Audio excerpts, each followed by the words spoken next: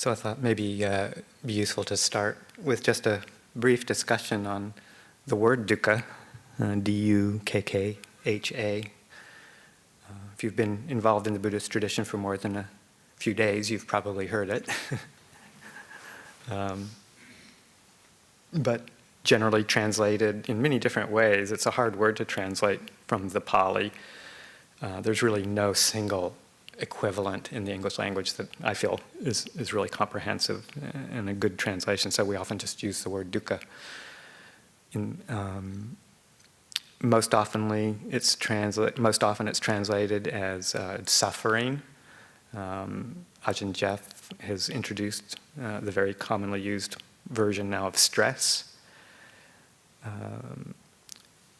Not to be confused with how we normally use the word stress. Sometimes I think that's a little bit of a reason why that's not the perfect word either, because we have such strong connotations in the English language for the word stress, but it's more of a broad sense of stress. And often sometimes translated as,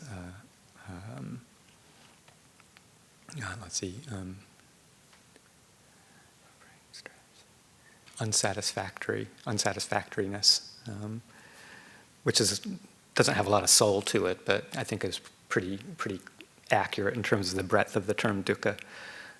Basically, just to describe the condition that inherent in the world of conditions, the world we live in. Most of what we experience at some level, from very, very mild to very, very strong, has this element of not perfect, not quite right, maybe more commonly out of balance. So that even when sometimes things are going very good, there's the hidden knowledge in the back of our mind that it might change or it might end. So there's always, even in very pleasant circumstances, which we all experience, there's the kind of the haunting or secret knowledge that it could change. So even in that kind of pleasurable situation, there's a little bit of unsatisfactoriness. So the Buddha's essential teachings, he could sum it up very quickly, very easily, with saying that what he teaches is suffering and the end of suffering, dukkha and the end of dukkha. So that at least one form of dukkha, which I'll talk about in a minute, is completely optional. We don't have to experience it following the teachings of the Buddha. And that kind of moves me to kind of describing that there's essentially two different classes, if you will, of dukkha. That which is kind of inherent in the realm of conditions, that, like I was just saying, and that which is optional. The Buddha describes it in a simile of a man being struck with an arrow, and the first arrow, when he's struck with that, he feels pain and discomfort, and there is the actual suffering of that actual physical painful feeling that occurs from being struck by an arrow. And that is inevitable. If somebody shoots you with an arrow, it's going to hurt. There's no way you can avoid that if you have, a sensitive human body. That's built in to the realm of conditions. It's part of if you will, in a way, a natural law. Then, if that man were to then feel lamentation, grief, despair, resistance, the whole reactive component to being struck by an arrow, the unfairness of it, the violence of it, and move into that psychological realm of reactivity to that being struck by the arrow, then he would incur what we call the second form of dukkha. And that's what we were talking about. I mean, that's an extreme example, but that's the optional kind. We don't have to enter into the reactivity against the conditions of the world as they are. We can learn to receive the world in all of its forms, better or worse, for all the wonderful things that happen in the world, and for all the very difficult things and everything in between. We can accept it with a sense of balance, equanimity, clarity, wisdom that doesn't enter into that second realm of dukkha, the optional form, which actually, when you think about it, causes most of our suffering, really.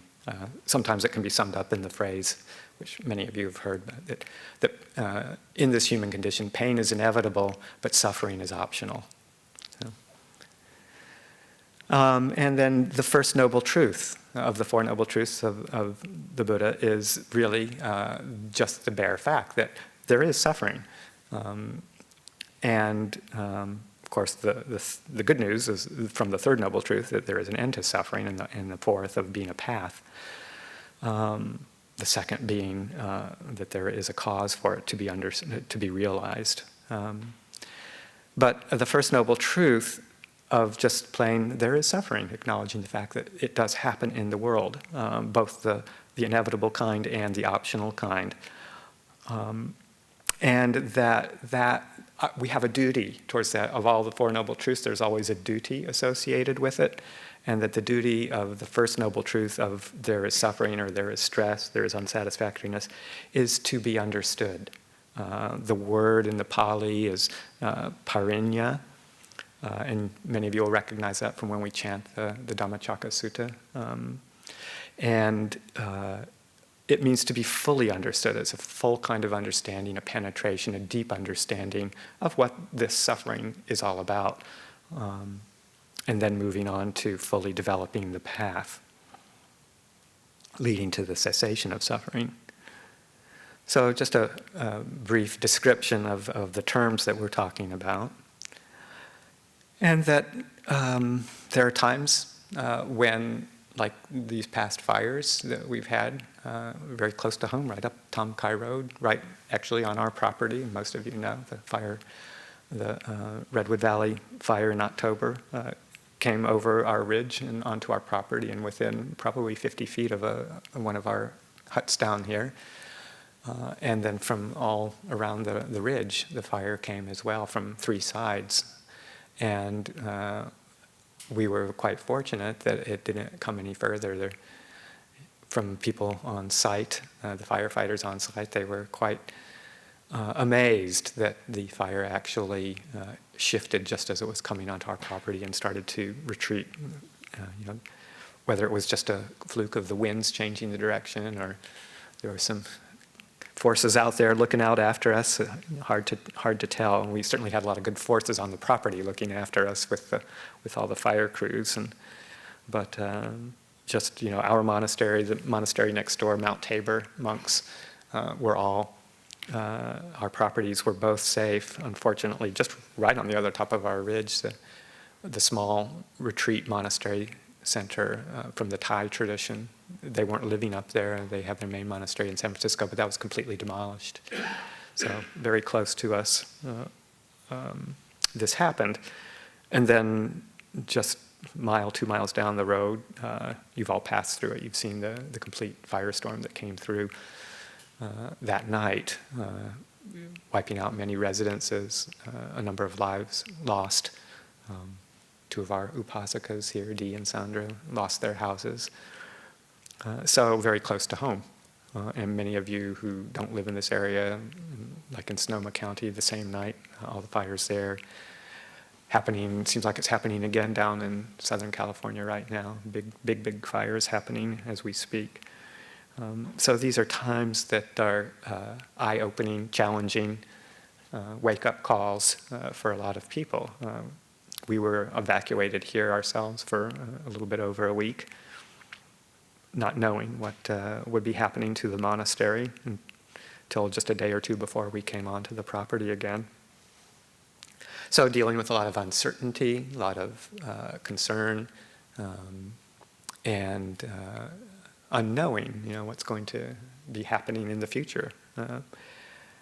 So there's a lot of ways that people cope with these kinds of things, and some of the coping can be very, very skillful. Some of it can be not as useful in terms of how we hold it, how we handle it, how we help others with it. I think it's worth acknowledging the fact that it's for some people, it will be a quick kind of recovery, and for some people it will be a long-term recovery, depending on how you were affected and what your resources, internal resources are, as well as the external resources, of course. So, trying to frame how we react and how we hold these things by using some of the teachings, I think it's useful to introduce or reintroduce the terms wise and unwise attention, very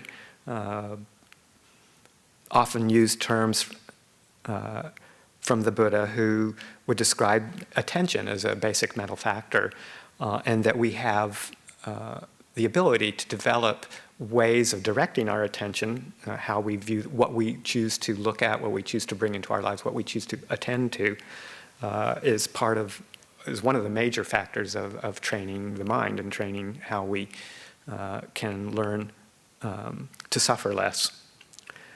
So that if you're using unwise attention, there's wise attention and unwise attention. Unwise attention being ayoniso manasikara for those of you who like the Pali, and wise attention being yoniso manasikara. But that if we haven't really trained ourselves in how to use our attention appropriately, and pretty much follow the old habits that we have of how to seek peace of mind, or at least freedom from unpleasant experience, oftentimes we apply old habits that really would fall under the realm of unwise attention. Unwisely attending to something can lead to its proliferation, to its growth, and to its reinforcement. And we end up just creating causes and conditions that increase the suffering over time. Even if it feels like a temporary relief by some mechanism that we use, it doesn't work in the long run. It's a kind of a delayed response. If we use wise attention, attending to things in a skillful way, according to the teachings, then it can lead to less suffering and even full understanding and full release from that optional form of suffering. We don't have to compound it with proliferative worry, proliferative anxiety, fear, and all the things that come along with it. So some examples of unwise attention, ways that we respond to events, particularly like these really heavy-duty things, would be considered things like repressing it. Some of these kind of fall into your standard psychological terms of ways we deal with impactful situations. Repression, like pretending it just didn't happen, shutting it out, not even acknowledging the existence of an impactful event. Seeking distraction as something comes up, a memory comes up, or a conversation triggers something. We move to distraction. That's a really common way that most of us deal with any kind of dukkha, whether it's high impact or low impact. It's anywhere from a mild, unpleasant feeling to something quite strong. We seek a pleasant alternative within the realm of the senses. So, seeking out some pleasurable experience in the realm of sight, sounds, tastes, tactile sensations, that whole realm, or in fantasy realms, mental realms, of trying to just think of something much more pleasant. Some of you are familiar with the term spiritual bypassing. That's another way of applying unwise attention. That would be like by trying to kind of toss it off without fully penetrating, fully accepting the impact of something, by just saying, oh, well, the Buddha says everything is impermanent, this will go away too, never mind. Using spiritual teachings that are indeed true, like the truth of impermanence, the fact that, things do change, but using that as a mechanism to dismiss the impact of some particular situation. spiritual bypassing.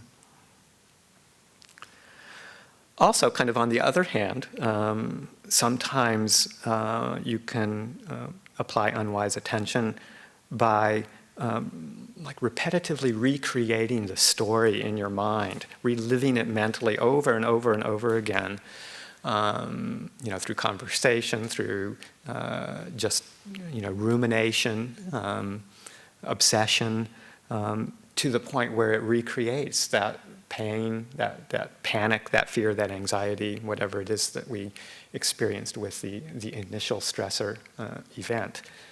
This is what, I don't know if any of you have ever read Robert Sapolsky's book, Why Zebras Don't Get Ulcers.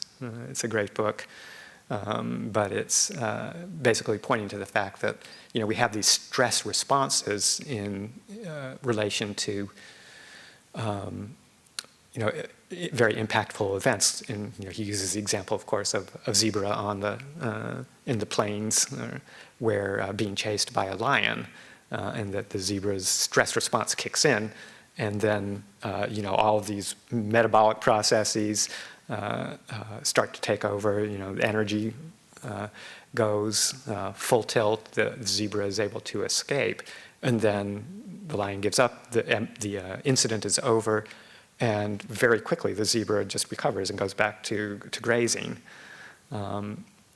Humans have the ability to create and recreate stressful circumstances in our mind just through our cognitive processes that invoke that same kind of stress response over and over and over and over again, so that we get ulcers from this kind of repetitive stress response by reliving things mentally that, say, a zebra wouldn't.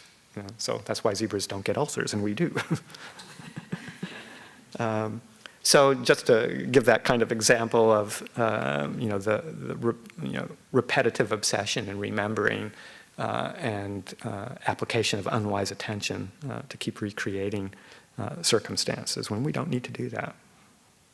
So there's this balance between repression and dwelling on the memory of difficult events. We don't want to either repress or distract or spiritual bypass, and we also don't want to obsess.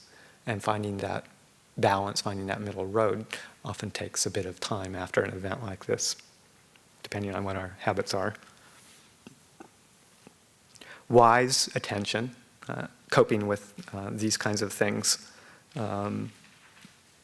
is more learning how to fully penetrate, as the First Noble Truth says. We really need to fully understand the stress, the dukkha, before we can move into letting it go, so as to allow ourselves to acknowledge the truth of an experience. This is painful, this is difficult. I don't like it, I wish it weren't there, to even verbalize what it is that's going on in your head, and to fully accept that. And most importantly, in my experience anyway, to try and take it out of the conceptual realm. Because so much of what we've learned, in addition to all the distractions of the sensual realm, going to the fridge or, distracting ourselves in some sort of sensual experience, but we also are very much trained in the West especially to believe that if we can just rationalize it, if we can think it through, if we can go back to a beginning period of when it started, to get back to the base of it, that mere experiencing it or dealing with it through thought, through rational thought, is going to end it. And having tried that for 25 or 30 years, or actively, and then also from probably most of us for most of our lives, and finding that I still suffer. Doesn't take away the repetitive habits that we can get into.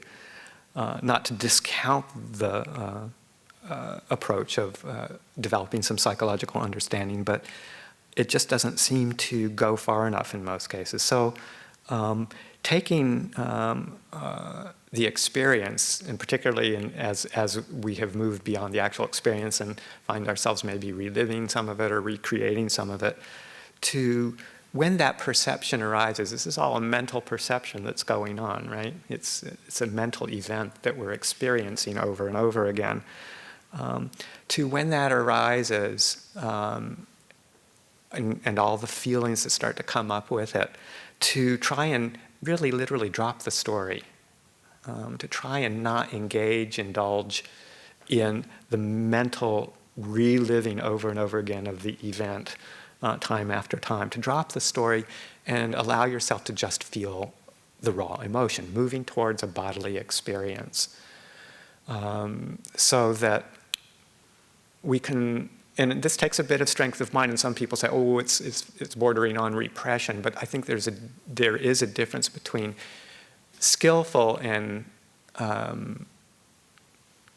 conscious suppression of something, or turning our attention to something more skillful, redirecting attention in a conscious way, knowing that we're doing that, versus the bad repression, which is when we're so much trying to avoid pain that we just don't want to have anything get anywhere near it.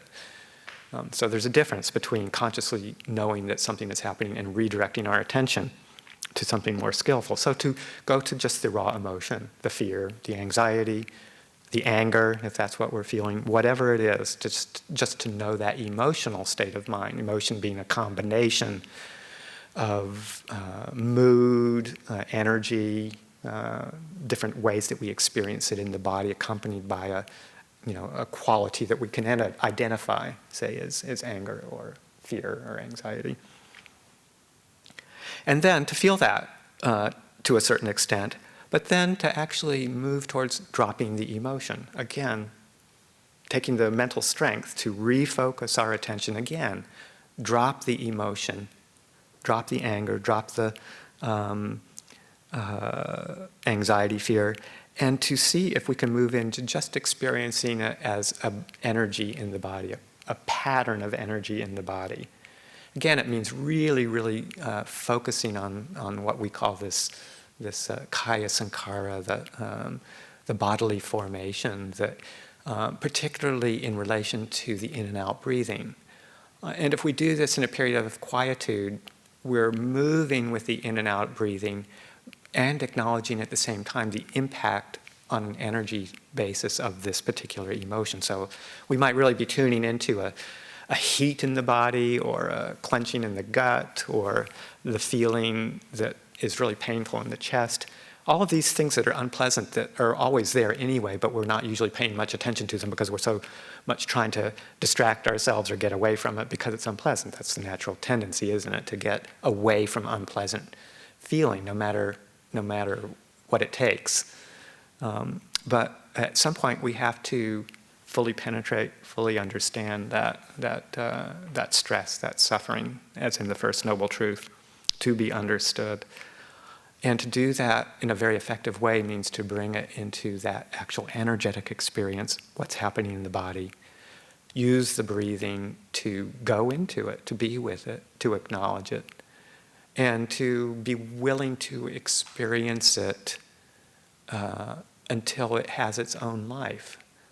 You see it arising, you see it persisting, and then if you just don't reinforce it, don't proliferate, don't add to it, don't compound it with the mental proliferation, it has a life of its own, and it can be essentially discharged through the whole breathing, through the whole body, acknowledging the energy and letting it move.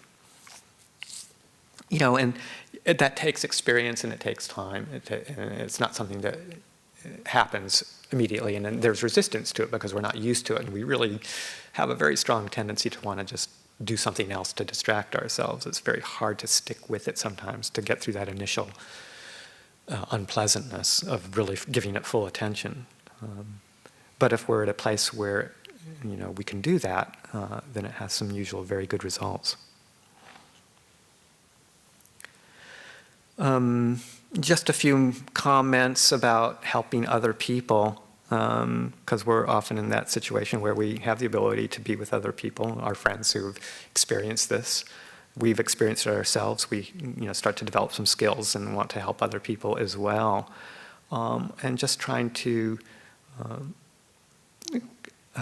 develop a way of being with other people to help them, but not by being really clear to just be there for them for whatever it is that they're going through, to try not to impose our own perceptions, our own assumptions, or our own experience onto everybody, because everybody is different, and we don't know, how they're experiencing things. And so to be open, mostly to how somebody is doing something, not to make assumptions.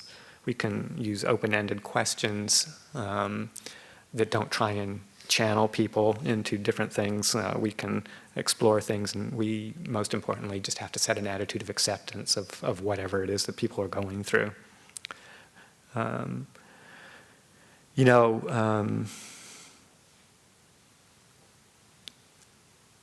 Sometimes people have been strongly affected and feel a very strong impact with something like this, and I've seen it happen, and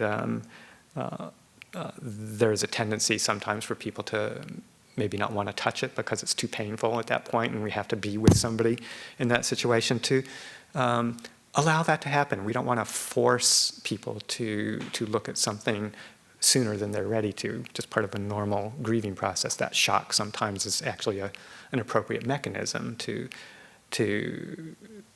delay slightly the impact of the pain. It's when it becomes chronic, shutting out, that it becomes a problem. But to really try and insist to somebody, you've been traumatized. You have to, using really kind of inflammatory words. I think the word trauma is one that I think it's being used a whole lot more these days. It's kind of a word that's becoming very popular to use, trauma. And it accurately describes some very impactful circumstances, like post-traumatic stress disorder, which really started to become much more apparent after the Vietnam War, and people who have gone through very, very significant events and hold that trauma. But just the word itself seems to be used more and more in many, many broad variety of circumstances. And it has a certain, to me, this is just personal opinion, it has a certain kind of alarm sound to it. The word trauma does, so that just to be careful about the words we use and the emotion we use behind it when we're talking with other people, so that we don't create more trauma, by putting it, or imposing it, or assuming that where maybe it isn't, but based on our own fear, our own anxiety that we're, imposing onto somebody else.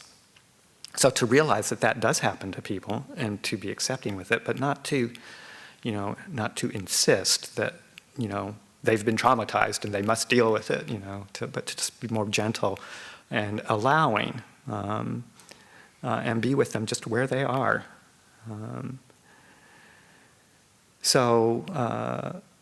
If they are still in denial and they have had a strong impactful event, then we just need to be very careful about how we approach that and how we hold it, and really be clear with how we're coming across, how we're holding it, their own experience that we're feeling in relation to somebody else who has a very impactful event. So those are just some initial thoughts, and I thought I'd do a few readings. When we were planning for this, we have a little committee with Jane Jira and Jeannie and Tim, and we all met together, and Tim had done some research that was quite useful. He came up with some really good readings. Where is Tim? Oh, there you are in the back. Yeah, so thank you for that. He put some good thought into it and came up with some readings. And as I read them, and these are the teachings that, some of the teachings that talk about significant events, dukkha in general. The Buddha isn't one who minces words. He speaks pretty directly. So there isn't a whole lot of warm, fuzzy, supportive stuff in most of what he teaches, which, sometimes can sound a bit direct to those of us who are a little bit more, on the gentle, encouraging side of things. And he could be incredibly compassionate too, so that's not too, he was the master of compassion, really. But sometimes his compassion came through in, the tough love kind of way. And so he really goes kind of the heart of things. So some of the things that he says here aren't somebody that isn't something you would say to somebody who has just, 10 minutes earlier escaped from a raging fire. But ways that we can reflect on things here in the peacefulness of a Dhamma hall and in our lives as things settle down, ways to start reflecting on the world around us and how we hold it that might lead to a broader sense of understanding. And I'm sure that having practiced with and studied these and brought them into real strong consideration and application in their lives really helped a lot of the people, like Sandra and Dee, who are long-term practitioners, to hold this all with a certain perspective as we all went through the different things. So keep that in mind as you hear some of these very direct teachings. So I'll start with one from the discourse. Which one is this? From the Anguttara Nikaya, the numerical discourses of the Buddha. And actually, just in case any of you were following the readings that were posted, there was a bit of an error on this first one. There's a couple of suttas called Kosala Sutta, and the one that was referenced was from the Anguttara Tens, but the one that we were actually using was from the Book of the Fives. So that might be a little bit different from what you ended up reading, just in this one case. So this is from Anguttara Fives, number 48, subsection 8. Well, subsection 9, called Kosala. On one occasion, the Blessed One was dwelling at Sawati in Jeta's Grove, Anathapindika's park. Then King Pasenadi of Kosala approached the Blessed One, paid homage to him, and sat down to one side. Now on that occasion, Queen Malika, his queen, King Pasenadi's wife, now on that occasion, Queen Malika had just died. Then a man approached King Pasenadi and whispered in his ear, "Sire, Queen Malika has just died." When this was said, King Pasenadi was pained and saddened, and he sat there with slumping shoulders, facing downward, glum and speechless. Then the Blessed One, having known the king's condition, said to him, "Great king, there are these 5 situations that are unobtainable by an ascetic or a Brahmin, by a Deva, Mara, or Brahma, or by anyone in the world. There are these 5 situations. What 5? 1, may what is subject to old age not grow old. This is a situation that is unobtainable. 2, may what is subject to illness not fall ill. This is a situation that is unobtainable. 3, may what is subject to death not die. This is a situation that is unobtainable. 4, may what is subject to destruction not be destroyed. That's one that we can think of in relation to these fires. May what is subject to destruction not be destroyed. 5, may what is subject to loss not be lost. This is a situation, these are situations that are unobtainable by anyone in the world. Bhikkhus, for an uninstructed worldling, what is subject to old age grows old. When this happens, he does not reflect thus. I am not the only one for whom what is subject to old age grows old. For all beings that come and go, that pass and undergo rebirth, what is subject to old age grows old. If I were to sorrow, languish, lament, weep, beating my breast, and become confused when what is subject to old grows old, I would lose my appetite and my features would become ugly. I would not be able to do my work, my enemies would be elated, and my friends would become saddened. Thus, when what is subject to old age grows old, he sorrows, languishes, laments, weeps, beating his breast, and becomes confused. This is called an uninstructed worldling, pierced by the poisonous dart of sorrow, who only torments himself.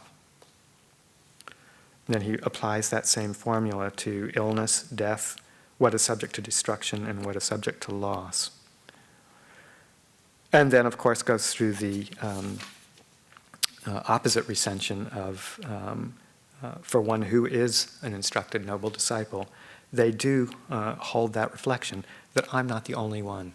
This is a common experience. This is an experience of what it is to be in the world. All of us are subject to old age, sickness, death, loss, and the ending of things that are part of the conditioned realm.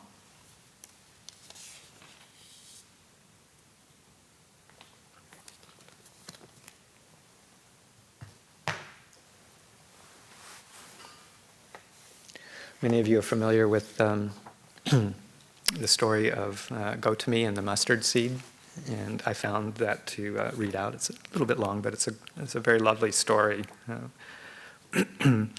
It's from the commentaries to the Therigatha, which are verses of the elder nuns. The monks and the nuns in his time had a series of collections of poetry, essentially, verses with many reflections. And this one is a commentary to one of those verses.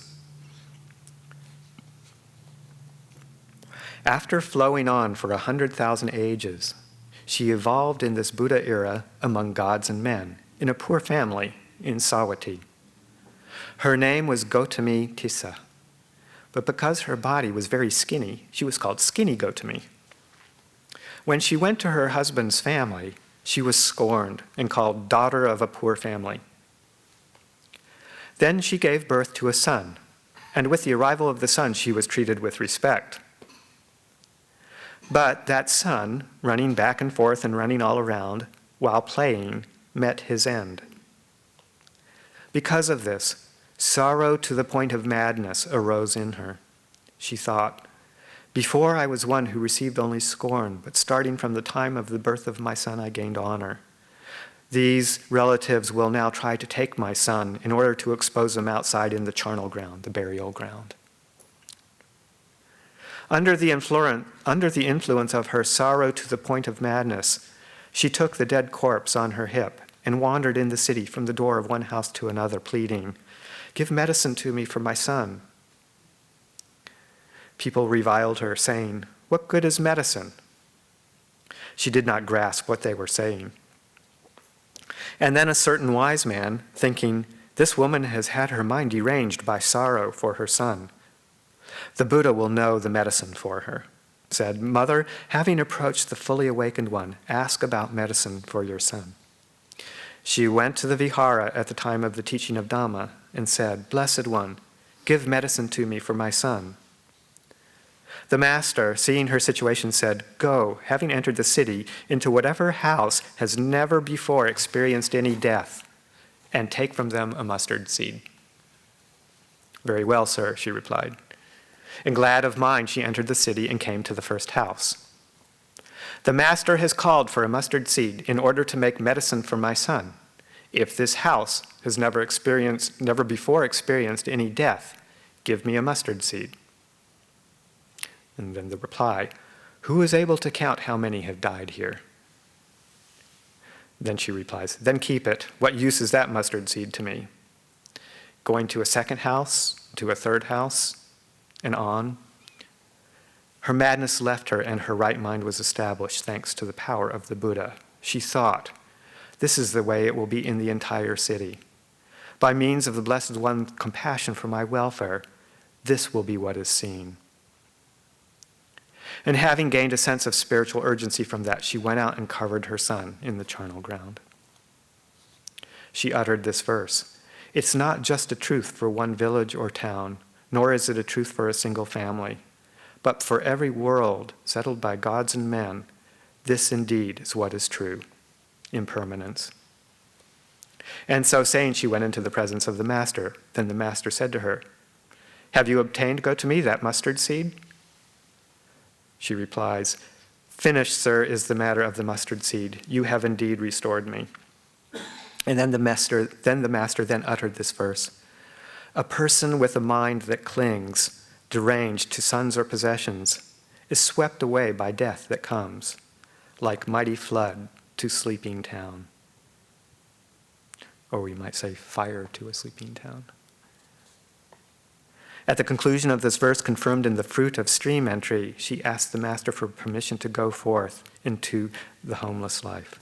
The master allowed her to go forth. She gave homage to the master by bowing 3 times, went to join the community of nuns, and having gone forth, received her ordination.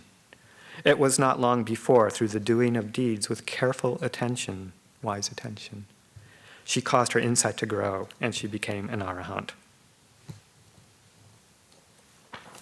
That story.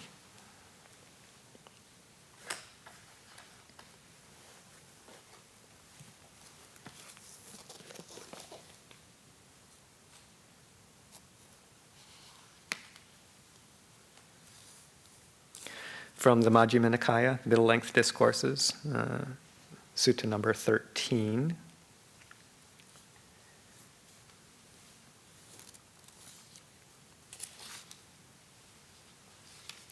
This is a discourse that introduces the topic of, that people have heard before, gratification, danger, and escape theme that is applied in many different ways throughout the teachings. And what, bhikkhus, is the gratification in the case of sensual pleasures? Bhikkhus, there are these 5 chords of sensual pleasure. What are the 5? Forms cognizable by the eye that are wished for, desired, agreeable, and likable, connected with sensual desire and provocative of lust.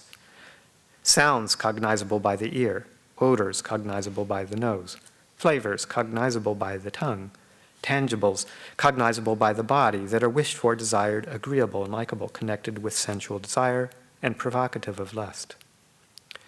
Now the pleasure and joy that arise dependent on these 5 chords of sensual pleasure are the gratification in the case of sensual pleasures. And what, bhikkhus, is the danger in the case of sensual pleasures? He goes through a series of examples of what the danger would be in relation to different aspects of our experience in the world, and the one that we thought was particularly applicable to our present circumstances. If property comes to the clansman while he works and strives and makes an effort thus, he experiences pain and grief in protecting it. How shall neither kings nor thieves make off with my property, nor fire burn it, nor water sweep it away, nor hateful airs make off with it? And as he guards and protects his property, kings or thieves make off with it, or fire burns it, or water sweeps it away, or hateful airs make off with it. And he sorrows, grieves, and laments. He weeps, beating his breast, and becomes distraught, crying, "What I had, I have no longer." Now this, too, is a danger in the case of sensual pleasures, a mass of suffering visible here and now, the cause being simply sensual pleasures.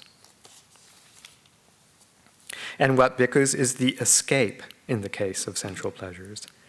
It is the removal of desire and lust, the abandonment of desire and lust for these pleasures. This is the escape in the case of sensual pleasures. So the gratification, the danger, and the escape.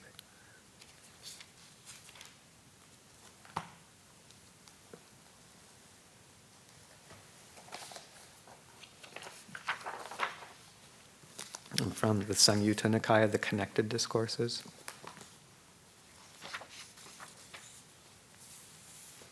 And this is from the Kosala Samyutta, number 3. And then the passage is 25, number 5, the simile of the mountain. What do you think, great king? He's talking to King Pasenadi again of Kosala. What do you think, great king?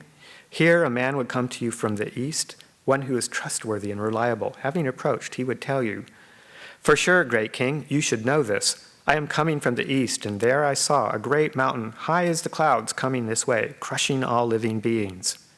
Do whatever you think should be done, great king."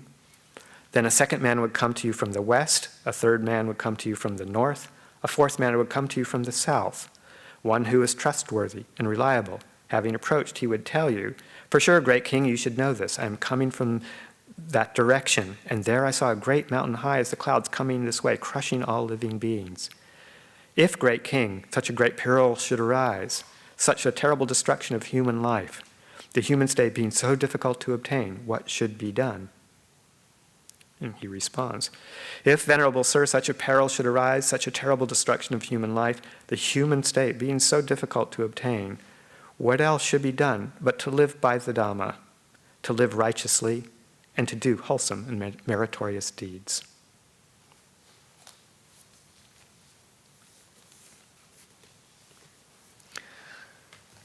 And for the last reading, before we have a time to just comment and explore with questions if we do, then I wanted to read, many of you may have seen this on our website, when we had the fires and we were still evacuated, living at the city of 10,000 Buddhists for that week or so. Word got out to our community in Thailand, as well as all over the world, really.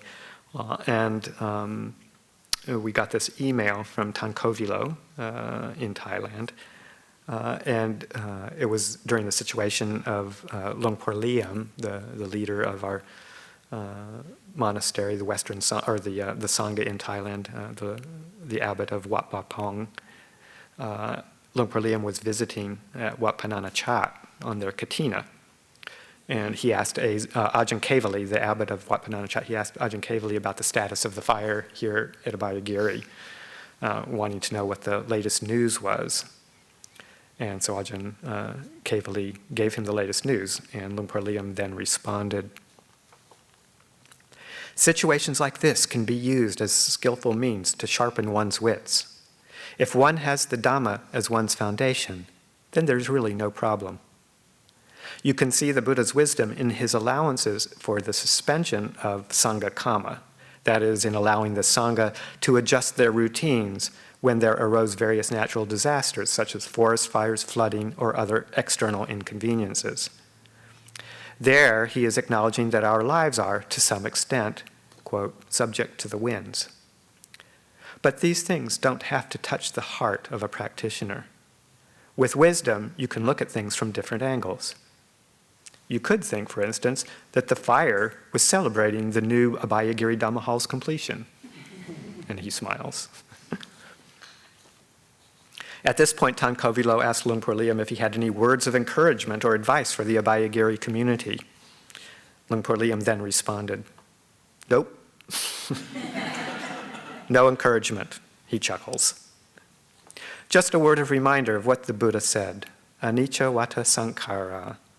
All conditioned things are impermanent. Don't let your thoughts get you down.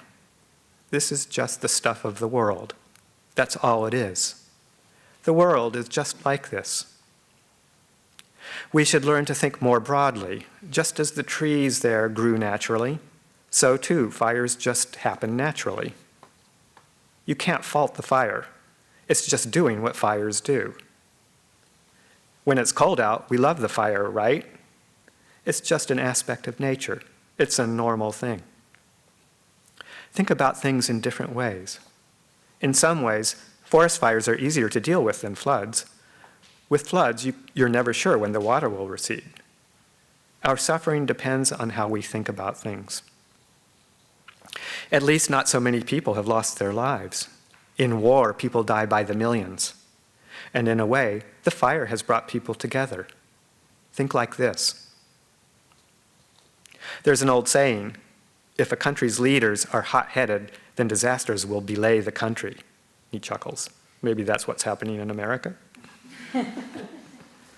But don't proliferate about the situation. Don't make a problem out of it. Our world is, by nature, subject to natural disasters.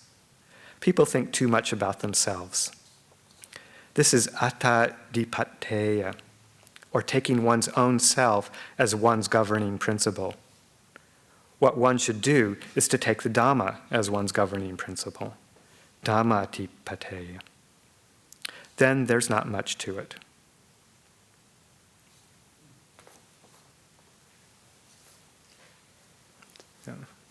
Ending there with some very wise words from Longpor Liam.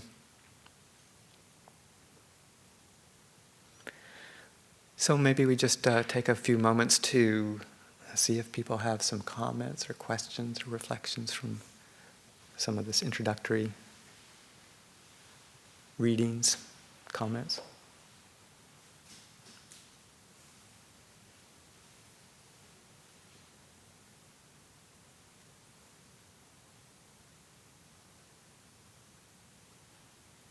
Isayo. In the first sutta you read, there's mention of clinging to sons or possessions or something like that, leading to despair. But is clinging, does clinging always involve verbal or mental proliferations, or can it be an attachment that's without an accompanying mental stream of thoughts? Yes, I mean, clinging is more of a, it's that kind of underlying force of mind that is holding to something closely in a way that usually also involves a sense of possession or self or identification. So it doesn't necessarily have to be a verbal construct, but the Vaci Sankara, the verbal formation, is so strongly developed in most of us, particularly in the West, that kind of clinging is often manifests in that way, through verbal proliferation. We can see it and feel it, through that particular door. But clinging and its predecessor, craving or wanting, is, it's a mental energy in its force, and it can be experienced in either the verbal formations of the mind or the bodily formation, how we act, the actions that we take through our body, or just clearly in the realm of generating, sankharas and expressing, and then feeling the results, the perceptual realm, clinging to certain perceptions, certain ideas, and the feelings themselves, the feeling tones, all of that can be subject to clinging, holding. It describes more of the underlying motion of mind and the what we would call the underlying tendency or the defilement to hold on to something, to grasp something.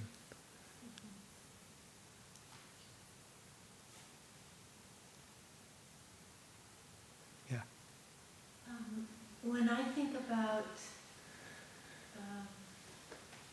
attachment and not being attached, and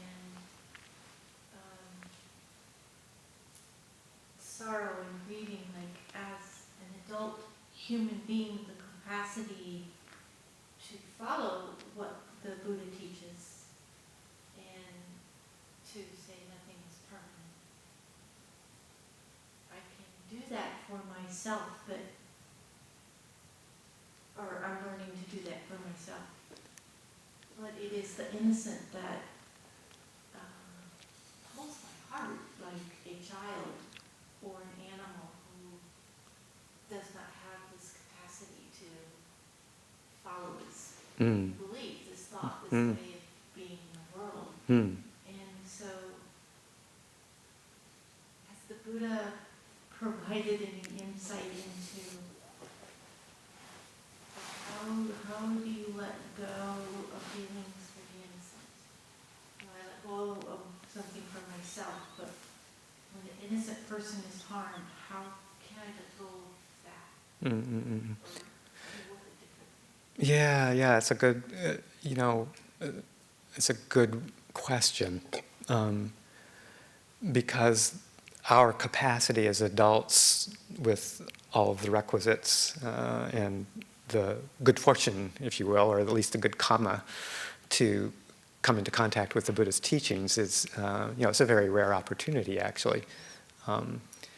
And that's the teaching that the Buddha talks about, is actually that, by and large, most of the creatures, including most of the human beings in the world, do suffer just as you described. You use the word innocent, which, I'm not sure would be the most accurate way of portraying it, but there certainly are those people who don't have the capacity or the good karma to understand these teachings and to put them into place. And certainly a young child, hasn't quite developed their mental capacities to reflect yet on these kinds of things, and animals don't have that, that same capacity that human beings do. That's why the human birth is considered to be so precious, because we have all the causes and conditions and situations that are ripe for being able to understand this stuff, if we so choose to.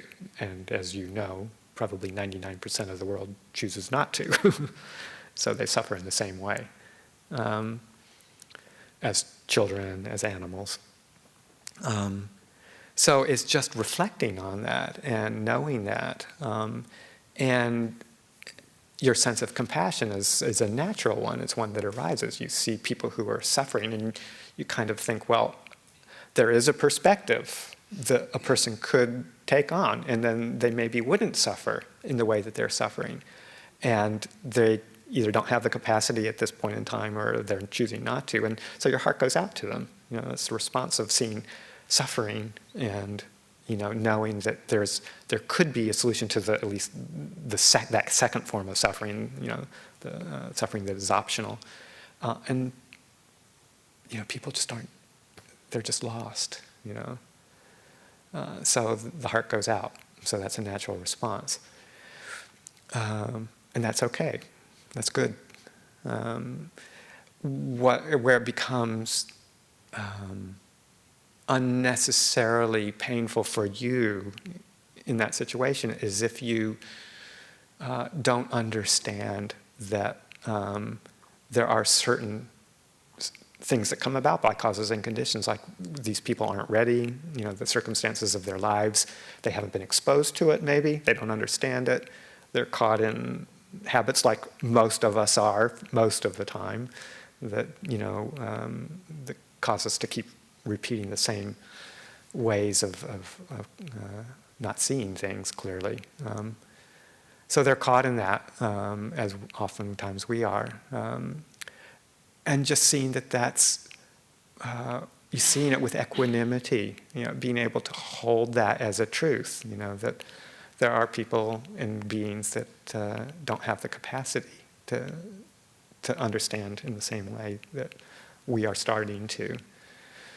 And it's not indifference, sometimes you can confuse that word equanimity with indifference. It doesn't mean one doesn't care, but it means that one realizes that people are where they're at, animals are where they're at through various reasons, causes and conditions, and that the best we can do is to be there and help relieve the suffering in any way that we can, even if it's not on quite such an insightful level, but more material assistance or reassurance or offering a refuge or a place of safety, like we offer the safety of this monastery to all the animals and beings that are on it by not engaging in harm. So we can offer that. We can offer to the world around us the safety by following our precepts, by not hurting other creatures, by not taking advantage of people. That's an offering of compassion to the world, just that in itself. And being there for their confusion, for their difficulty.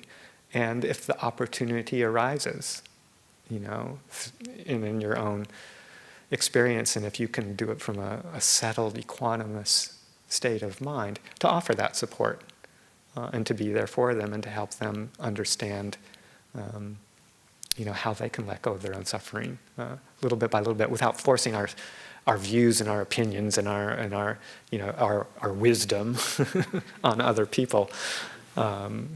We don't do that, but we just apply it and live it in a way that people can access if they're ready to hear it.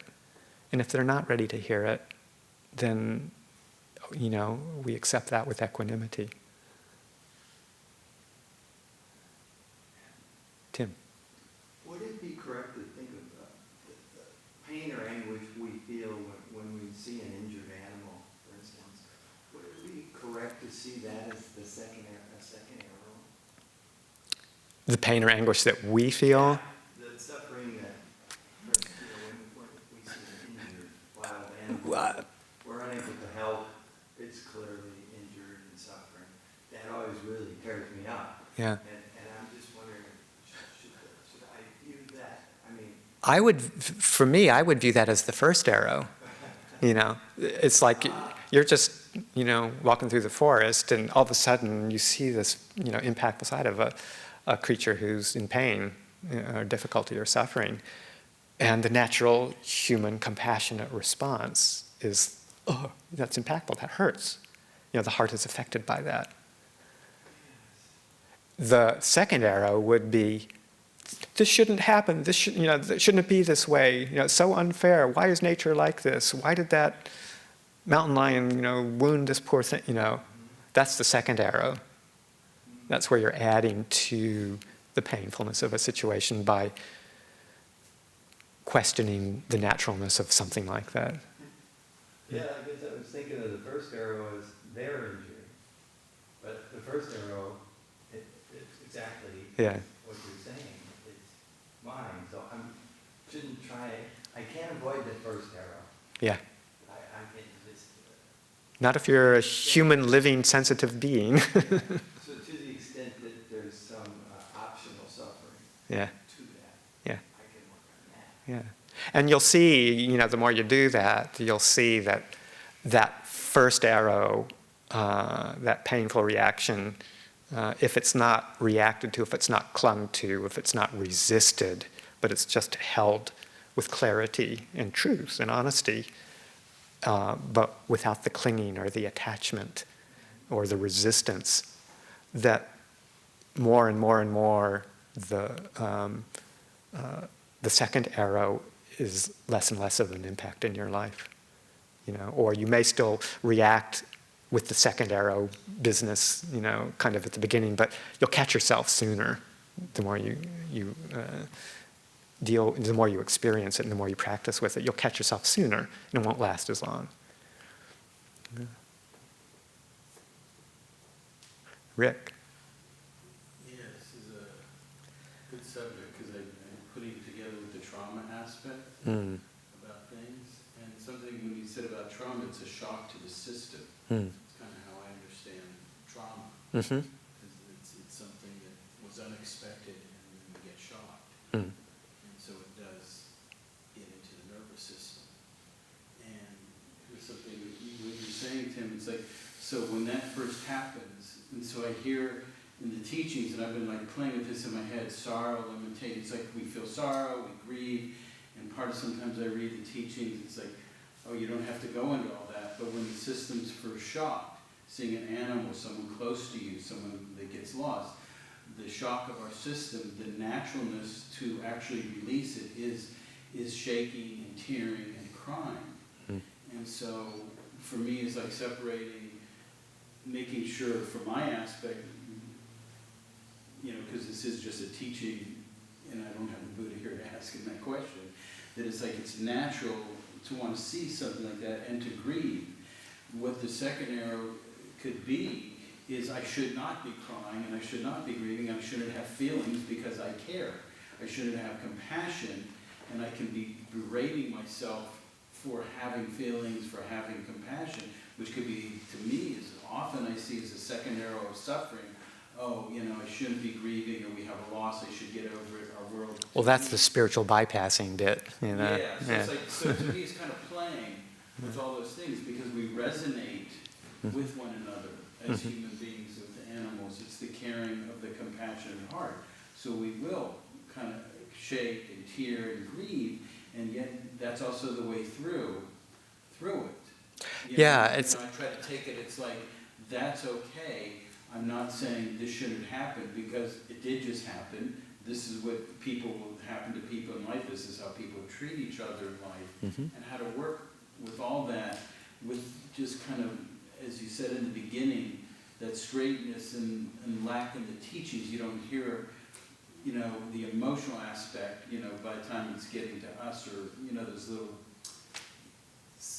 things that might be in there that's not there. So I'm just kind of playing with all that. Yeah. I mean, if you want to put it into kind of like the Buddhist psychological jargon terms, you'll have a moment of an experience, a contact with an event, this one being a particularly strong example, having a strong contact.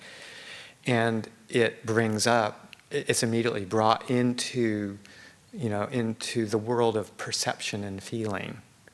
You experience it as you see, you have a certain visual experience that's very impactful, and immediately it moves into the realm of mental perception. We start to classify it, we relate it to past experience, and we start to, what's the word I'm trying to think of, consolidate it into an event. That's the mental experience. We turn it into a meaningful event based on our whole perceptual process. And there's an associated feeling, tone of it, in this case, really unpleasant. Okay, so those are the raw experiences: contact of the event through the senses, perception, how we come to understand it and relate to it, and the feeling tone. Contact, feeling, perception all come together kind of at the same time. And it can be very impactful, and it can cause, the body to react. It can, the person who's open to it might, tear up, might, whatever, we have our reaction to it. That's kind of like the inevitable experience of a sensitive human being. Then, if we pick up that event just as we're experiencing it, and with the underlying tendencies towards aversion, dislike, wanting it to go away, resisting. These are underlying tendencies in our minds. These are underlying tendencies, typical ways that we react or act or see the world, through this aversion, through this desire, this craving, through this confusion, delusion, state of mind, not seeing things clearly just the way they are. That energy picks up the event and turns it into, I want to get away from this, this shouldn't be, it's something to avoid, what can I do? I mean, this is all happening very fast beyond before the level of verbalization in the mind, but all of these things are happening to get the mind to push towards getting away from that experience and going to something that's more enjoyable.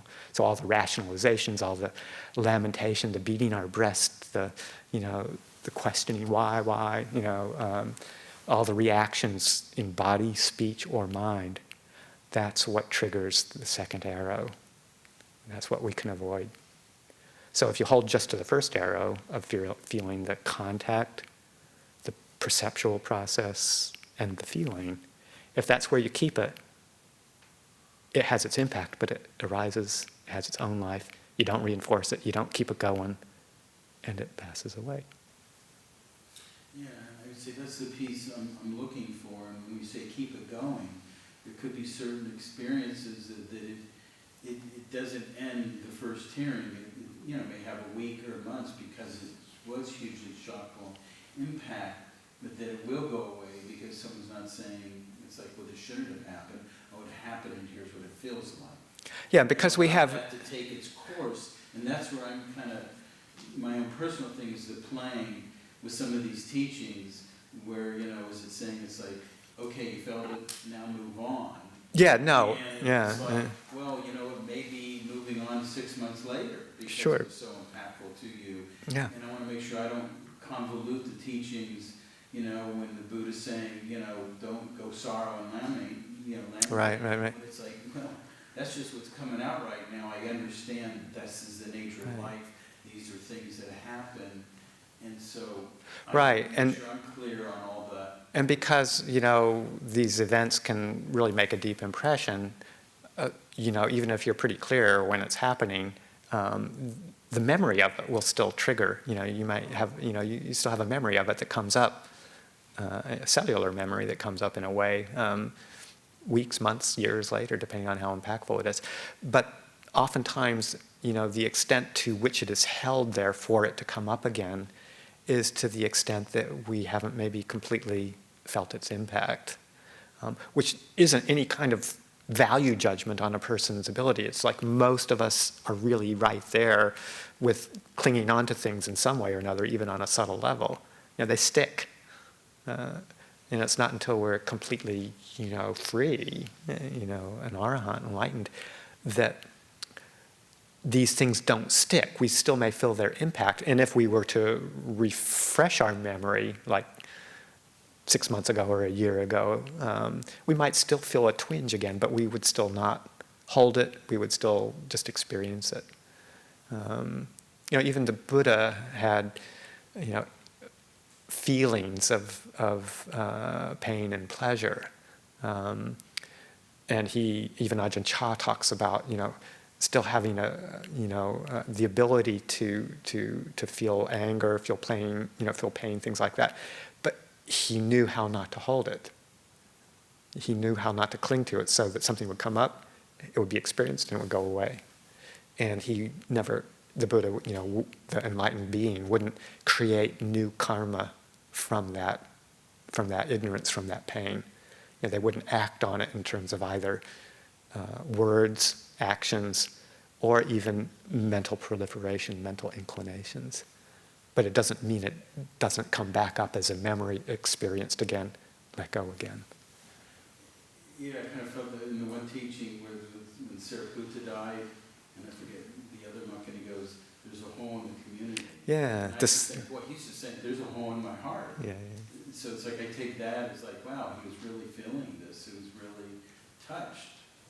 Lost. There's a hole in my heart. There's a hole in our community. Right. Somebody's missing.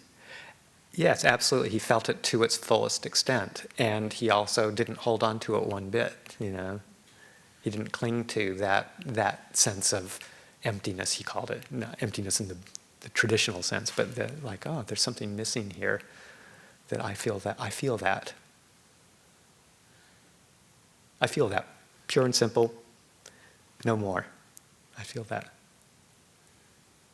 Yeah, it was just if I can share, you to take a good time. When I was actually over in Asia, in Cambodia, and coming into Thailand, my niece died, and I went and saw Ajahn Lian. And so we were talking, he's packing, getting ready to leave somewhere, and they were sharing about my niece died, and he gave me, it's like, we all, the thing is like, yes, everything died, his comment was, everything dies, and we just don't know when. Right. And there was part of me that is like going like, how can you be, it's like, wants that caring, because it was really so close to my tightness, and I wasn't even here to be able to get my sister when it had happened. I'd gotten the news, and yet, this other person in the teachings, he was just letting me know this happens. This is what it means to live in a human realm. So I was really also taking it. It's like I wanted this one thing, but it's like he was saying, no, look at it this way. Yeah. It's like, this is the nature of life, Yeah. Here's what happens to all of us, and we don't know when it's going to happen. Right. And that was what he was saying. What he had in response, we don't know when it's going to happen. Right. And it's part of our life. That's right. Yeah. I mean, and that's the core way that we need to really approach life if we want to not suffer. Thank you. Yeah. Maybe it's 2:25. Maybe if there's any more question, one last question, then we can talk about that, and then maybe take a quick break after that. Did Jane, you already had a question? I was just saying, and this applies to thoughts that come up from 10 years ago or 30 years ago, that to process it in the same way of experiencing it in the body and letting go of it. Yeah, up until the time you're an arahant. Yeah.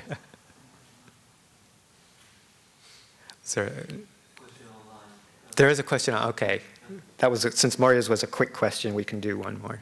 The question is, any advice on how to not fall into spiritual bypassing, but still work towards understanding the larger truth? Yeah, I mean, I think just by doing what we've been talking about, that we reflect on, say,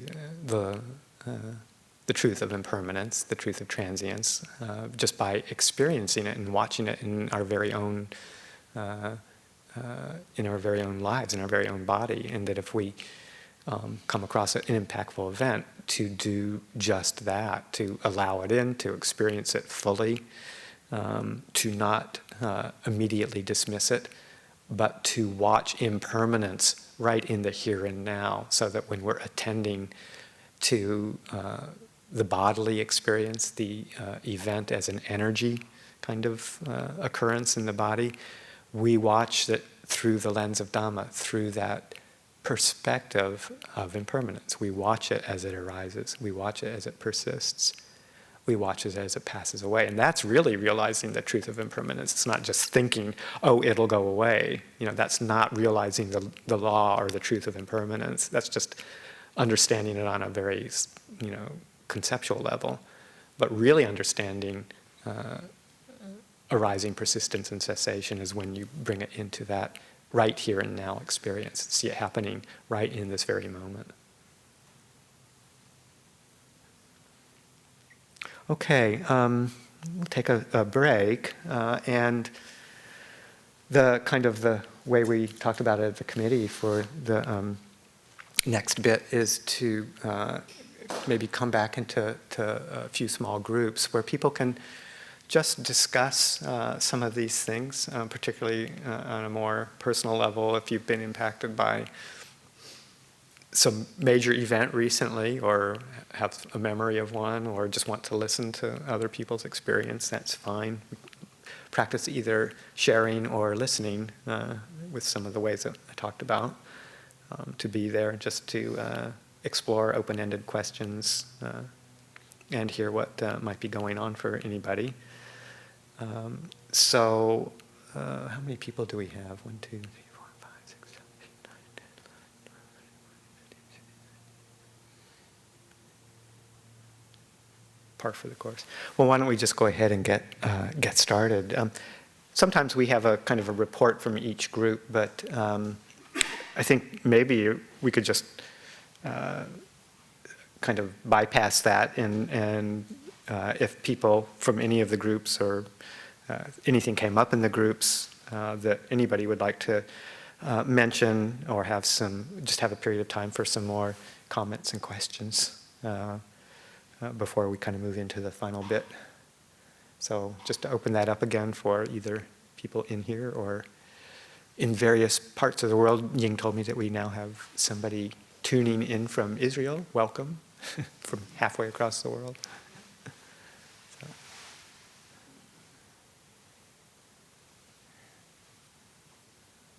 Yeah.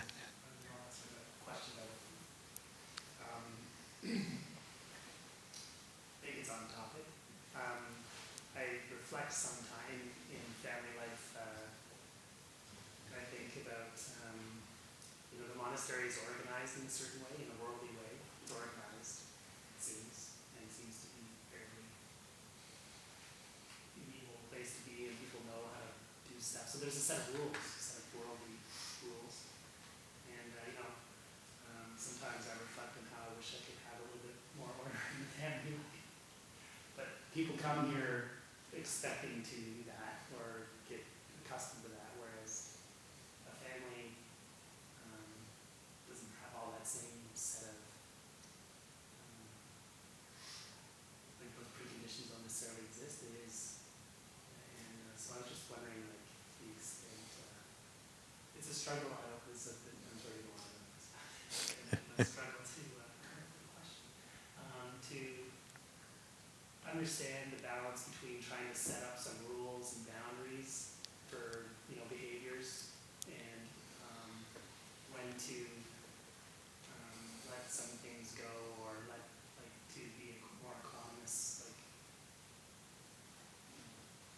Some of this is the question. And then the difference between these two is kind of I measure it as that's Dukkha. The way I want them to be, and the way things they are. The bigger that difference is, that's how much Dukkha I'm suffering. And if there's skillful ways to, I know we can't arrange the world to work out so that we do Right. Yeah, whether we're talking, the subject for the day kind of is this extreme dukkha, and how to work with that. And one of the long-term ways that we can deal with any kind of difficulties in our lives, whether it's the extreme form or the more mundane form, daily life dukkha, is to set up our lives in a way that builds the foundation for how to hold the more significant events. And building the foundation is, not only very important, but absolutely necessary if we want to be able to hold with clarity, equanimity, whatever it is that comes into our experience, for better or for worse. So structures are very useful because the natural tendency of the human condition is to just kind of devolve into chaos, entropy. just goes its own way. The defilements, that word's a bit strong, but those those unskillful underlying tendencies will take over.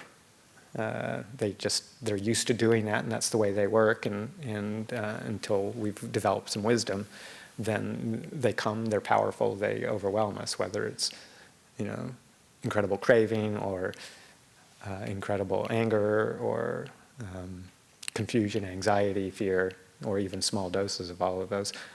They have their ways, and that's what we usually live our lives by. And to the extent that we don't attend to that or don't contain that or reinforce them, that's the extent to which we get lost when the high dose dukkha comes to.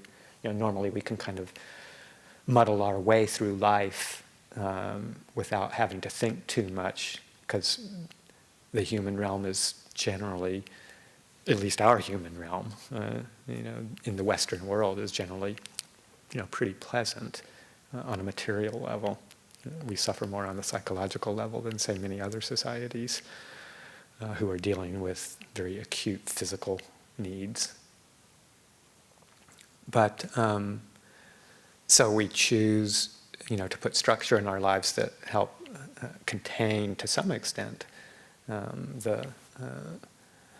those underlying tendencies from just completely taking over our lives, because we can see, if we reflect on it, we can see that it causes a lot of pain. So setting up structures like, the monastery is a great example of something that's really structured. We have a set of very clear precepts, and on top of those precepts, for the monk, the 227 basic precepts, which then expand into over a couple of thousand minor observances as well as the major ones. And not only that, we have a very strong just community culture with some pretty clear definitions of what goes and what doesn't go. And, it's like, you need to come to morning puja at 5 o'clock. And if you don't show up, it's understandable. We all have our days. But if your alarm doesn't go off, 3 days in a row, then you kind of, might have something to work on there. So, there's really clear expectations even for very minor things. And those containers help provide a mirror of where we're at. So there's this constant training to be aware of yourself, how you're creating suffering for yourself, how you're impacting other people. And you can set that up in family life too. It has a different kind of flavor to it, and you don't want to, squelch people in their own individual development. But if you're helping set a container where the mind just isn't allowed to fly off in any direction that it's inclined to do, then it really creates a lot more clarity and peace without necessarily being, uptight or constricted. So like you create these external boundaries, and if you cross over them, you know about it because, your mother or your father or your abbot or whatever brings it to your attention, or your fellow monk or your brother or your sister, whatever. you create a set of expectations, and then it doesn't mean that that you get it right every time. And that's where the forgiveness and compassion and love and all that stuff comes in. But if you don't set up those kinds of containers in family life, in daily life, in monastic life, then you just never have that mirror for seeing where it is that you respond automatically in unskillful ways. And the more you do that, the more you train under that kind of situation, and the more mindfulness you bring into it, then when the big stuff happens, you have that much more clarity, stability, a refuge to fall back on. So the daily life stuff is hugely important. It's not just meditation on the cushion by any means whatsoever. You have to live on a day-to-day basis what it is that you're trying to create in terms of a sense of refuge, a sense of refuge in that which is stable and clear and unwavering and ready to withstand the raging fires. Yeah. This question came up during our discussion, and that is, why is it so easy for us to do things that are bad for us and not do things that are good for us? Yeah. And I think this comes in the form not just of like not eating junk food, where, oh yeah, it feels good to eat junk food when we know it's bad for us, but I think even more subtly in thinking certain things like lamentation, for example, or feeling anger. There can be kind of like, it feels a little good to feel sorry for oneself, and it also feels good to feel incredibly powerful, like in that heat of anger. Mm. And so, what are some practical ways we can find happiness or joy in doing things that are actually good for ourselves, so that we can stop looking into the past or being angry about the present or being anxious about the future? Yeah, no, it's a good question, because it points to that whole gratification, danger, and escape teaching that the Buddha gives, and that he acknowledges that there is a gratification. It's not that there isn't a pleasant feeling that comes from those things that you just described. A release of energy, a release of that kind of gnawed up, tense feeling when you're angry. You go and blast somebody, and then, for a few moments, it's out of your system. The problem is that you've just sown the seed for it to keep continuing. And by virtue of the fact that you've,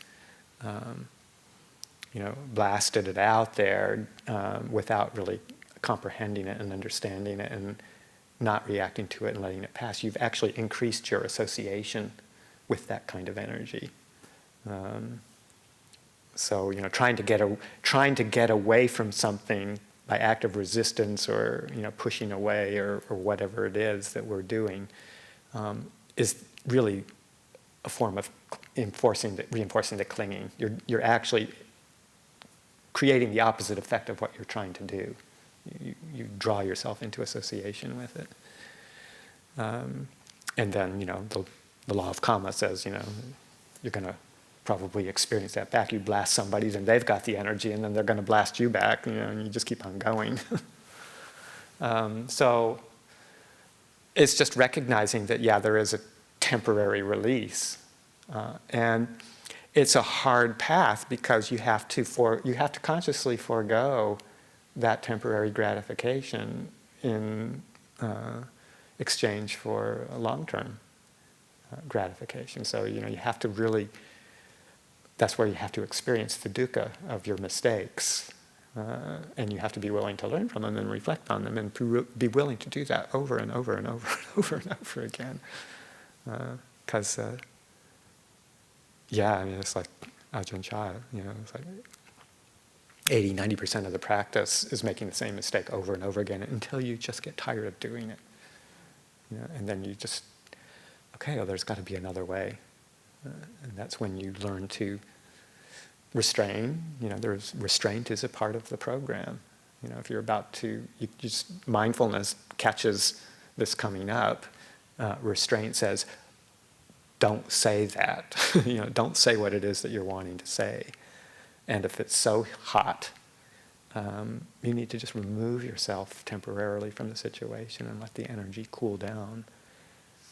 And be willing to experience. You have to have this conscious willingness to experience the discomfort of whatever it is you're feeling, and hold it again with the body, with the breathing, and let the energy pass before you make any movement from the mind or the speech or your body action. So it's a lot of it is just sense restraint, patience, learning from your mistakes, and realizing and really just reflecting on what's for my long-term happiness. Because over time, and it just takes time, but over time, if you keep on doing that, and you find yourself less reactive and more going towards the long term, you realize that, not being so reactive and not letting those states of mind rule you. The defilements, they rule most of us much of the time. And, who do you want to be in charge? I don't want those guys to be in charge. I want wisdom and compassion and kindness and patience. I want those guys to be in charge.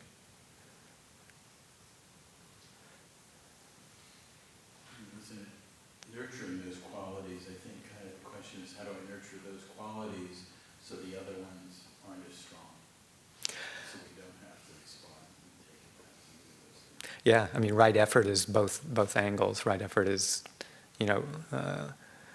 restraining and not encouraging and abandoning the unskillful states of mind, and it's also encouraging, developing, and maintaining the skillful states of mind that we already have. And there's just heaps of ways of doing that through generosity, giving, making time for others, practicing the virtues of just being mindful and sensitive to other people. Really looking out from your own. It always starts with some sort of giving up and renunciation to get rid of that self-involvement. And that in itself just naturally tends to lead towards the more skillful mind states. But then the real active ways of taking precepts and spending time in service, offering your help, your support, those are very strong foundations for developing the virtues. A lot of the other ones, of the perfections, if that's what you want to use as your framework, are cultivated through reflection, seeing deeply into the true nature of the world around us, developing the wisdom components, reflecting on unsatisfactoriness, impermanence, not self, as characteristics of the world. And just from that wisdom comes a relinquishment, a letting go of the old habits, because you just realize naturally what things are going to lead to dukkha and what things aren't going to, if you see it clearly. Wasn't that one of the readings was going to the body, the four elements, going through the six elements of going through air, wind, seeing really what this body is. Yeah. What it is. It's not what you think it is. Here's what it is. Yeah. And there's many techniques of reflection to help develop those kinds of insights. Probably a little bit beyond the scope of this afternoon, but you start moving into how to develop insight in relation to in coordination with developing the skillful, peaceful states of mind, the calming tranquility that helps you be able to see those aspects of our existence more clearly. Jeannie. I want to explain how this question relates to our topic, but the question about metta, and when one is directing metta towards a certain person who has been very changeable, how to kind of, because when I think of this person or picture this person, I realize I don't know really who this person is or how this person is right now. So how to skillfully, but I very much want to include a certain person in my kind of cultivating it. Yeah.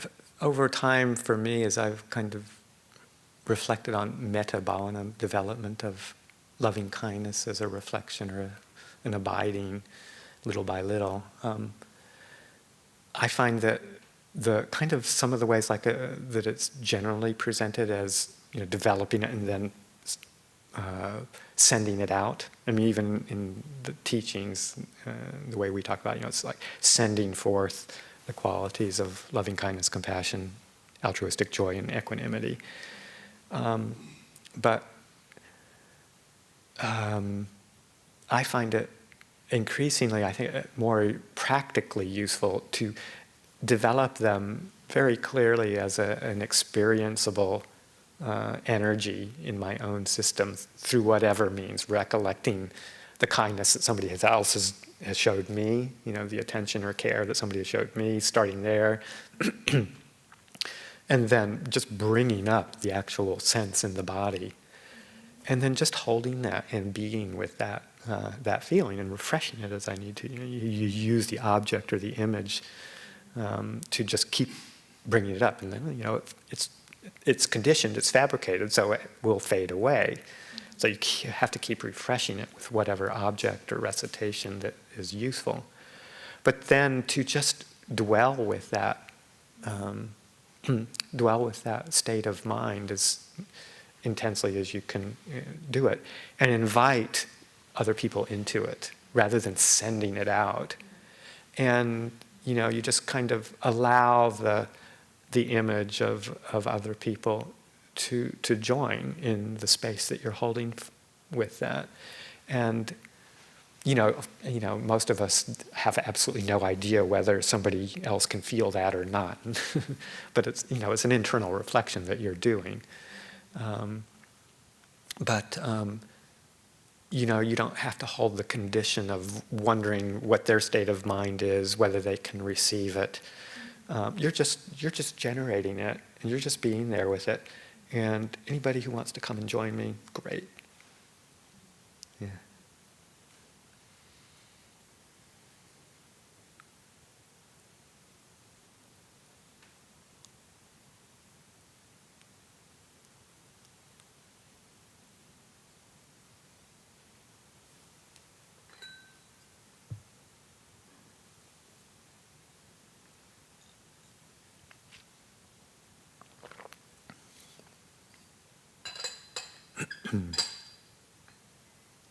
Any more things coming up for people before we think about moving into wrapping it up a little?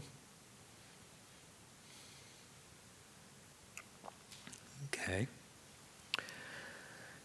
For the last section, there's several kind of things that we were thinking of.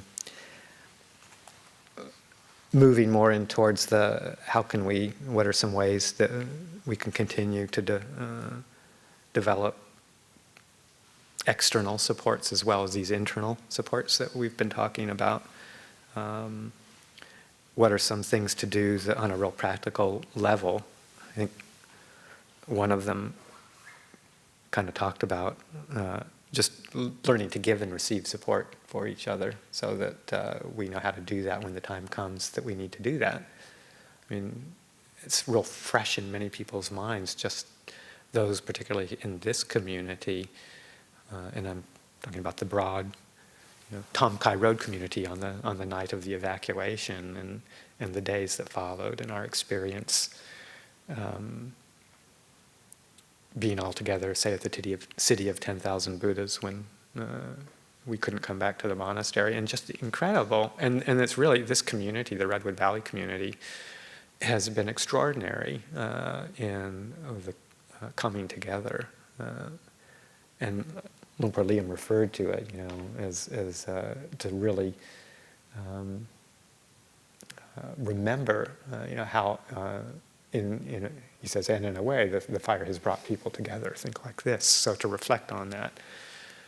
And it's still happening. There's still support out there happening with the community. Ukiah community is forming a whole committee on long-term effects, because sometimes the effects go on for a long time.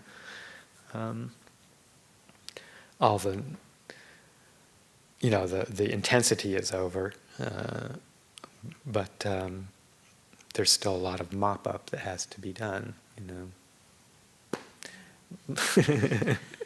FEMA and insurance companies and contractors and rebuilding and recurrent memories. Toxic waste, runoff, erosion. Yeah, all those practical things, plus just the, life disrupted, still trying to pull it back together.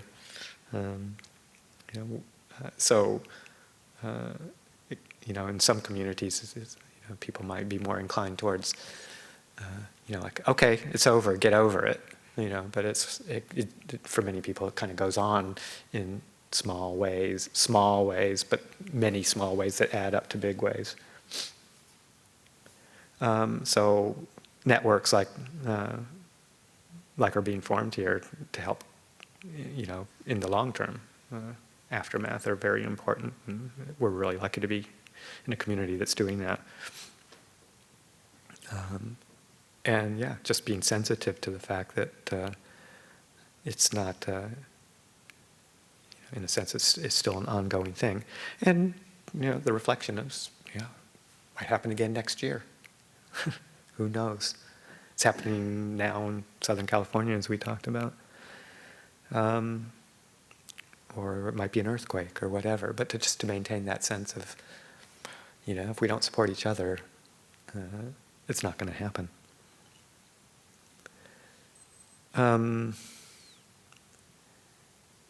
We sort of talked about what are also just in the moment and ways that give sort of skillful way to focus anxious energy or to bring up skillful states of mind. And their chanting is one of the ways that it was brought up as a useful, skillful kind of a thing to do. And I think the Buddha, in recognition of that, established a number of skillful, we call these skillful means, to generate positive states of mind, to help us through difficult situations.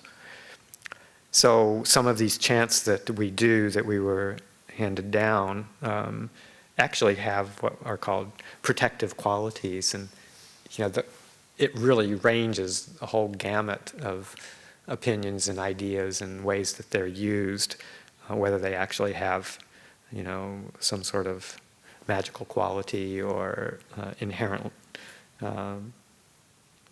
goodness, or whether there are forces, beings in the world that we not necessarily do we see them or experience them, but they respond and they can help us. A lot of people think possibly there, were some protective forces on our property that were really looking after us and turned the fire around as it got close to the buildings. Some of the firefighters on our property remarked on that. There was something happening here, and we don't know what it was, but it was pretty awesome.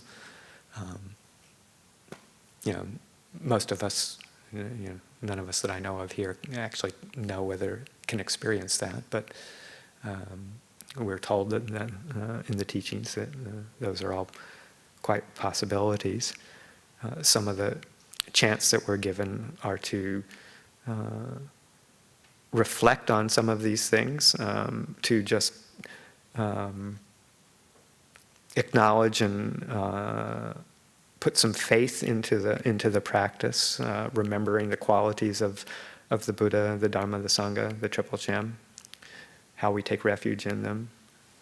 And some of them actually are recollections of stories or tales from the Buddha's time and subsequent to that, that are meant to recollect certain events that happened. One of them, interestingly enough, is what's called the quail's protection chant, which goes back to a Jataka story, a fable of when the Buddha, in one of his many, many incarnations, he was actually born as a little quail in the way that the Jataka tales go, many animal births of the Buddha as well as others. So he was born as a quail, and he was young and couldn't fly yet. And there was a raging fire, and his quail mom and dad took off without him, and he was left all alone. But having had a lot of virtue over many lifetimes, he was able to recollect qualities of virtue and different positive qualities, and with the strength of his determination, was able to turn back the fire. So this is called the quail's protection, and it's specifically chanted when people are threatened with fire, interestingly enough.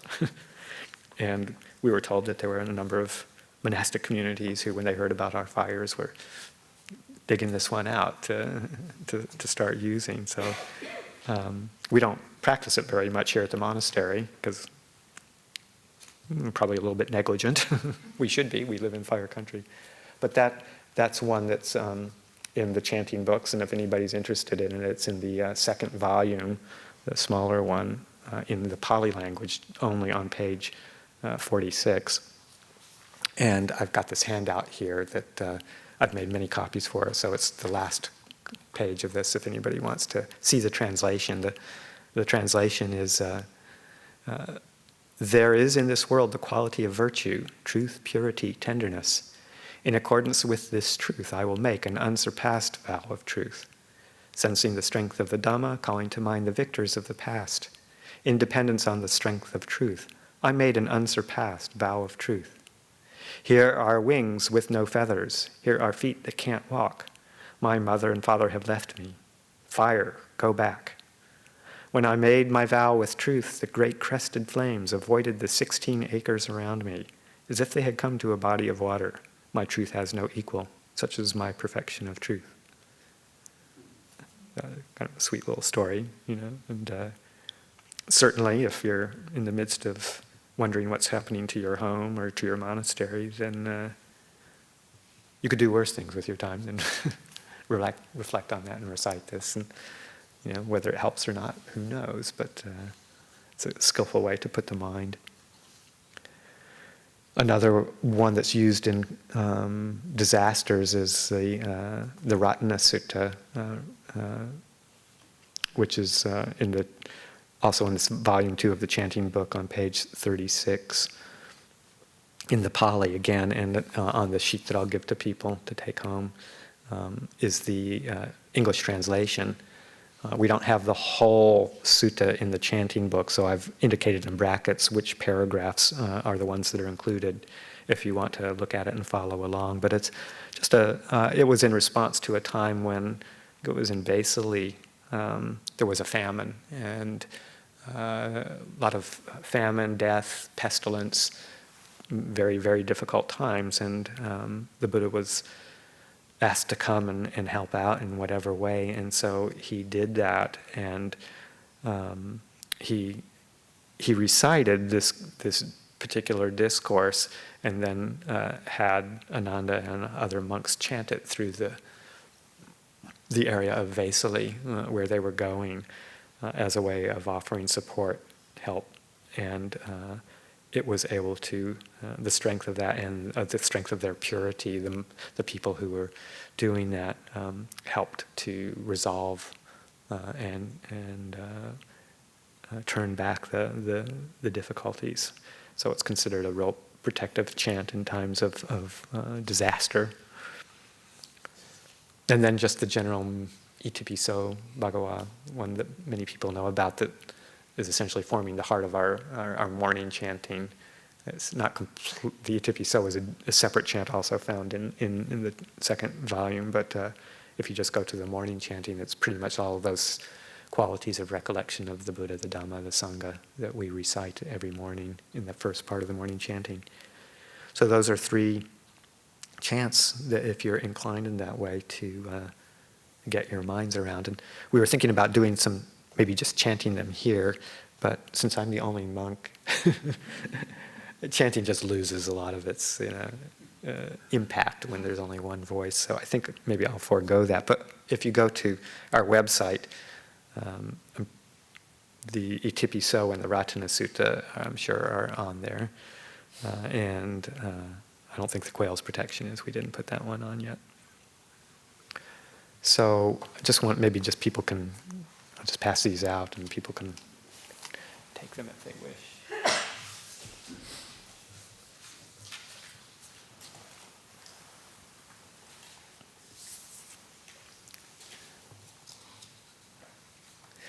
I think that what we decided for just the last bit was to actually have some quiet meditation for the last 15 minutes or so, sit quietly and reflect on some of the things that have been discussed and pondered upon today.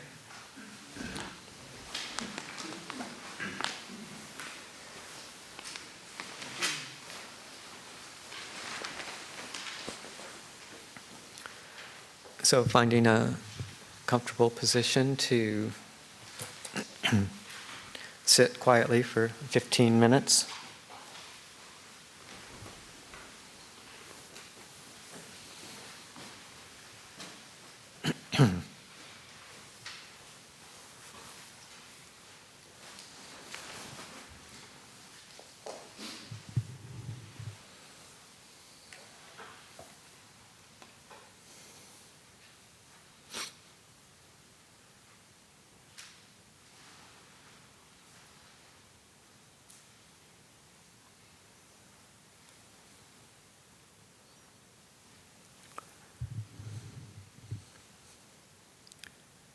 And remembering that the meditation practice serves many purposes, but one of them is to begin to develop a quiet inner place of refuge where we can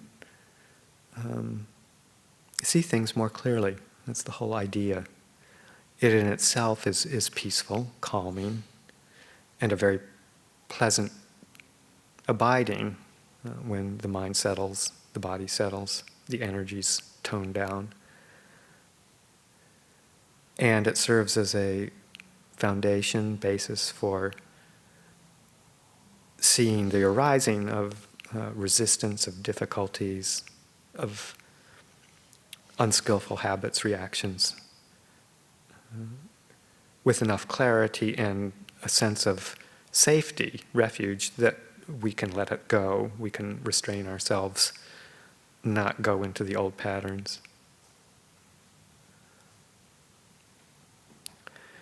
And slowly over time, we're able to develop that equanimous mind that when something really painful, unexpected, difficult comes to us, that we have a greater capacity to be spacious with that, to hold it with whatever qualities we need to bring, whether it's loving kindness and compassion or equanimity, to develop those skills. But a lot of it is just in relaxing, letting the mind open, establishing a very solid, stable peace of mind.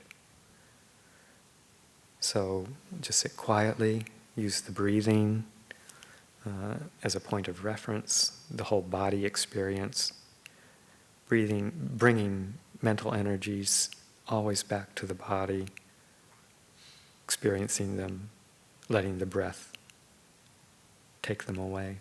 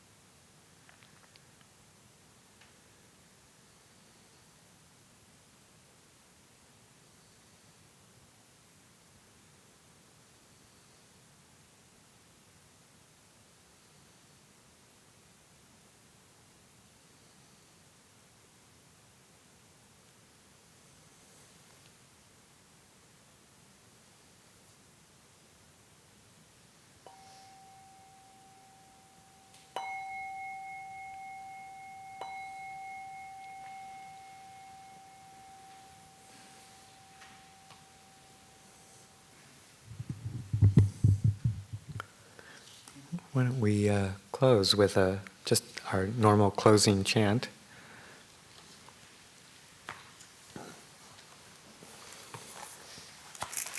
If you need a chanting book, it would be the volume 1. And it would be on page 16. Well, actually, let's do just the Pali. We'll do the closing homage on page 16, Pali and English.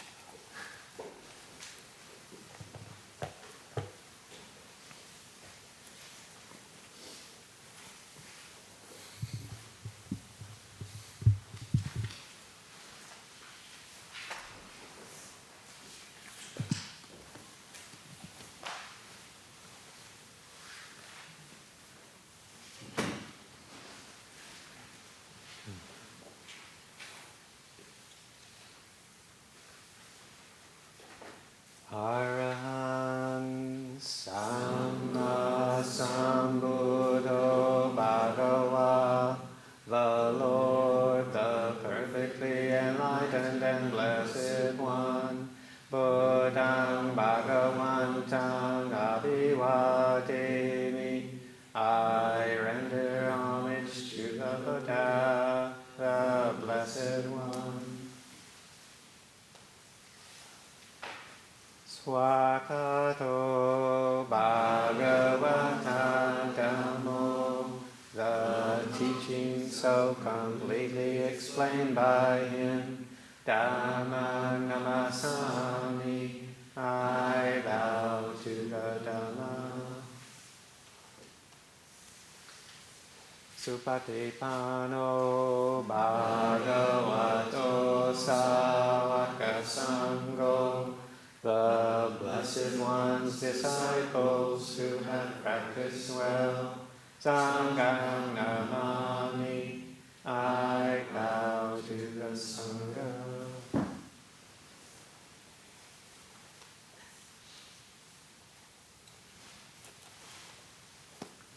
So thanks to everybody for coming. Great afternoon. See you the next time. Thank you.